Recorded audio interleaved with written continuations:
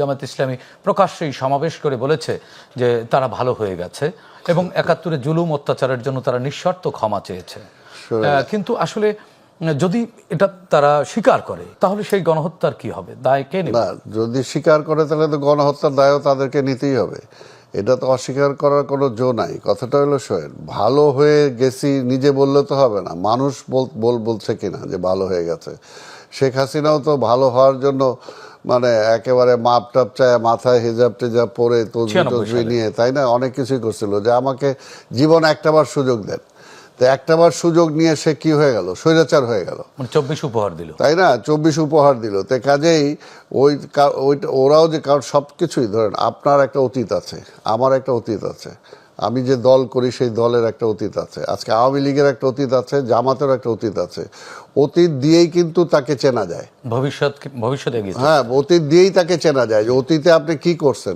এই জায়গায় এই জন্য বলবো যে আজকে অতীতে বিএনপির স্বাধীনতার ঘোষক শহীদ রাষ্ট্রপতি জিয়া রহমান কি করেছে সেটা দিয়ে কিন্তু এখনো বিএনপি গ্লোরিয়াস। ইতিহাস থেকে আমরা বলি শিক্ষা নেওয়ার জন্য, কিন্তু আসলে আমরা কেউ শিক্ষা গ্রহণ করি না।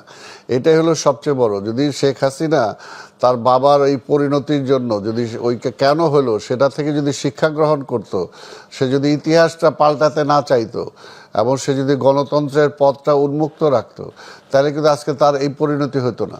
আজকে তার পরিণতির জন্য কিন্তু সে নিজেই দায়ী, তাই না? সেটা কিন্তু জোর করে কেউ তাকে এই পরিণতির জায়গায় ঠেলে দেয় নাই, সে নিজেই বেছে নিয়েছে এটা।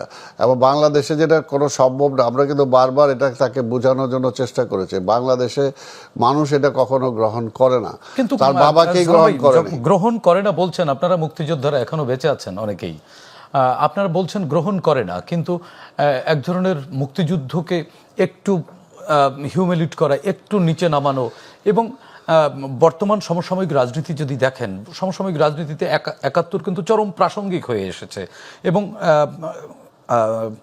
দুটি পক্ষ দুই ভাগে বিভক্ত।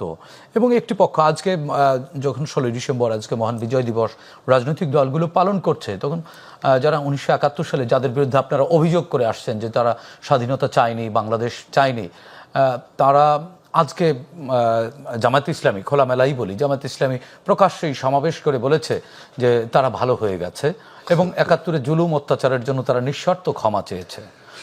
কিন্তু আসলে যদি এটা তারা স্বীকার করে তাহলে সেই গণহত্যার কি হবে, দায় কে নেবে? না, যদি স্বীকার করে তাহলে তো গণহত্যার দায়ও তাদেরকে নিতেই হবে। এটা তো অস্বীকার করার কোনো জো নাই। কথাটা হলো শোয়েন, ভালো হয়ে গেছি নিজে বললে তো হবে না, মানুষ বলছে কিনা যে ভালো হয়ে গেছে।